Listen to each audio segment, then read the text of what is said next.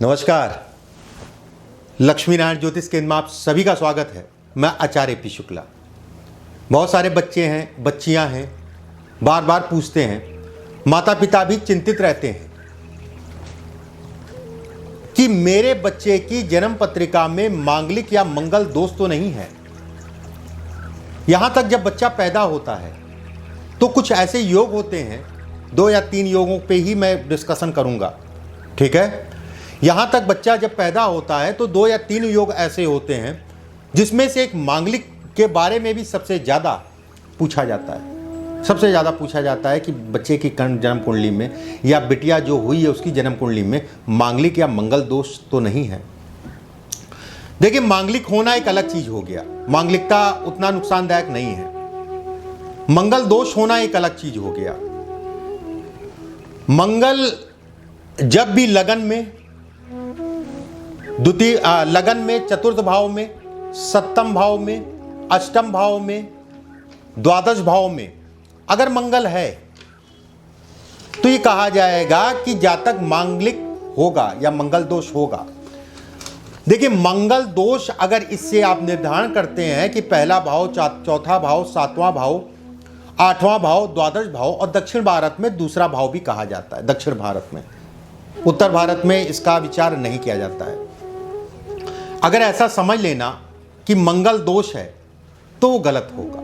मांगलिकता एक अलग चीज हो गया, मंगल दोष एक अलग चीज हो गया। मंगल दोष ज्यादा प्रभावी है ना कि मांगलिकता को। और लगभग अगर कहा जाए, मंगल सूर्य से देखा जाता है दोष, शुक्र से देखा जाता है, चंद्रमा से देखा जाता है, नवमांश कुंडली में देखा जाता है। तो ये इतने योगों को देखने के उपरांत ये भी कहा जाएगा कि जातक जो है लगभग 80% जन्म कुंडलियों में मांगलिकता के दोष मिलेंगे आपको। 80% कुंडलियों में। क्या सभी का विवाह लेट होता है? क्या सभी का विवाह टूट जाता है? ऐसा नहीं है, वो विरले हैं, कुछ ही परसेंट होते हैं जिनमें ये समस्याएं आती हैं। इसको देखने का तरीका, हाथ में क्या स्थिति होती है उस पर हम चर्चा करेंगे। उस पर मैं बताऊंगा आपको कैसे देखा जाता है। ध्यान से देखिएगा। विवाह से संबंधित कुछ, मंगल दोष से संबंधित कुछ रेखाओं की मैं बात कर रहा हूं। अगर ये रेखाएं हो तो थोड़ा सा, खासकर मैं इस पे जरूर ये कहूंगा, फोर्स करूंगा इस पे कि अगर आप प्रेम विवाह करना चाह रहे हैं और घर परिवार के अलग, तो थोड़ा धैर्य रख लीजिएगा, बुद्धि से काम लीजिएगा। अगर ये स्थितियां हैं तो विचार करने के उपरांत ही विवाह करिएगा।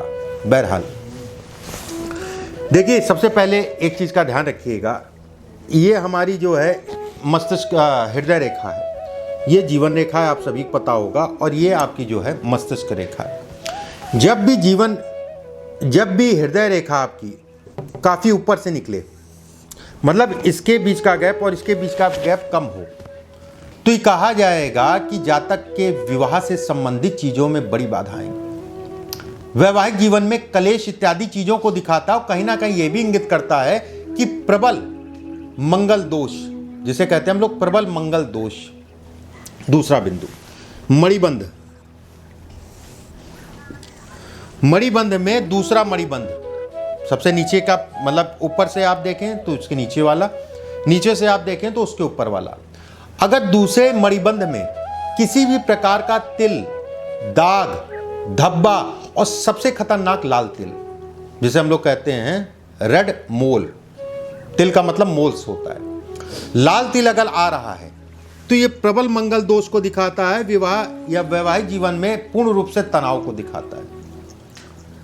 इसके बाद इस रेखा को ध्यान से देख लीजिएगा। रेखाएं जितनी मैं बता रहा हूँ सब ध्यान से देखिए। और अगर आप प्रैक्टिस कर रहे हैं या इस स्थितियों में है या ये रेखाएं हैं, थोड़ा सा धैर्य रख लीजिएगा, माता पिता के अनुसार चलिएगा, बाकी परमात्मा मालिक। ये जीवन रेखा है, ये आपकी जो है मस्तिष्क रेखा है। मस्तिष्क रेखा और जीवन रेखा में गैप थोड़ा है, चलेगा।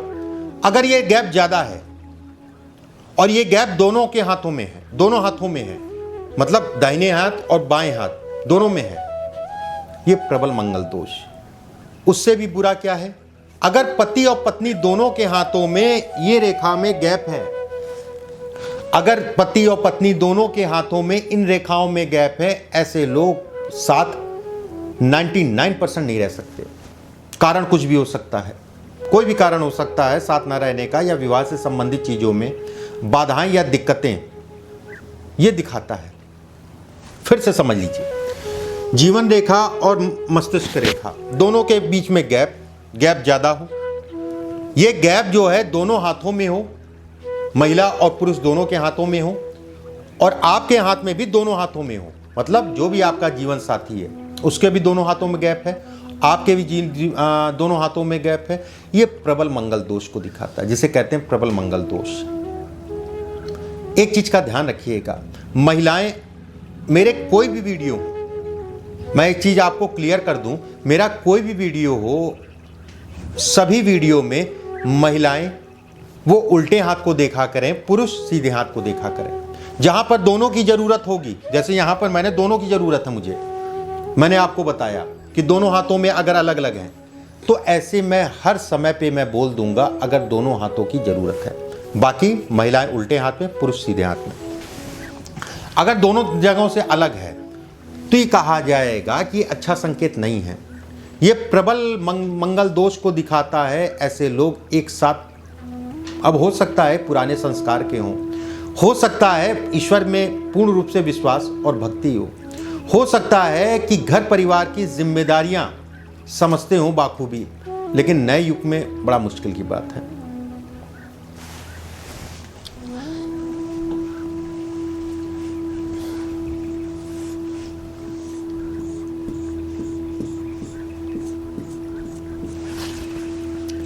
अंगूठे के नीचे से अगर काफ़ी रेखाएं जा रही हैं, अगर अंगूठे के बगल से काफ़ी रेखाएं हैं और किसी भी प्रकार का चंद्र क्षेत्र पे दाग या धब्बा है, इस जगह पे अंगूठे के क्षेत्र में काफ़ी रेखाएं निकल रही है, ये हिस्सा आपका जो है दबा है, या फिर कह लीजिए अगर दबा नहीं भी है, दाग धब्बे आ रहे हैं, मत करिएगा प्रेम विवाह।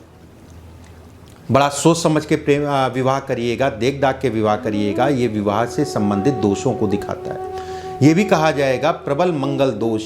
ऐसे लोग आपस में पटती नहीं है, या फिर स्वास्थ्य से संबंधित समस्याएं दो में से एक लोग को बनी रहती हैं। विवाह होगा नहीं, हो गया तो ये समस्याएं बनेंगी।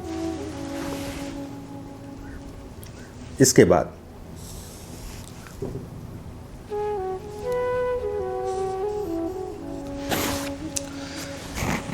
बुद्ध की उंगली, सबसे छोटी उंगली, ध्यान रखिएगा। महिलाएं और पुरुष दोनों अपने अपने हाथों को देखेंगे, उल्टा हाथ महिलाओं का, पुरुषों का सीधा हाथ। बुद्ध की उंगली के नीचे का क्षेत्र विवाह से संबंधित चीजों के लिए कहा जाता है। हालांकि कई क्षेत्र होते हैं, ये भी है विवाह से संबंधित, ये भी विवाह से संबंधित, ये भी विवाह से संबंधित, और कहीं ना कहीं बीच वाला मणिबंध। अगर बुद्ध के क्षेत्र में एक रेखा आई और ये रेखा जो है ऊपर घूम गई, ऐसे लोगों का विवाह होता ही नहीं है। अगर हो जाता है तो 2 सालों तक विशेष सावधानी रखनी चाहिए ऐसे लोगों को विवाह में। और वैवाहिक सुखों में ये कमी को करता है, वैवाहिक जीवन में कमी को दिखाता है, विवाह से संबंधित चीज़ों में टिकता नहीं है, या अन्य कोई समस्या, इसको ये इंगित करता है।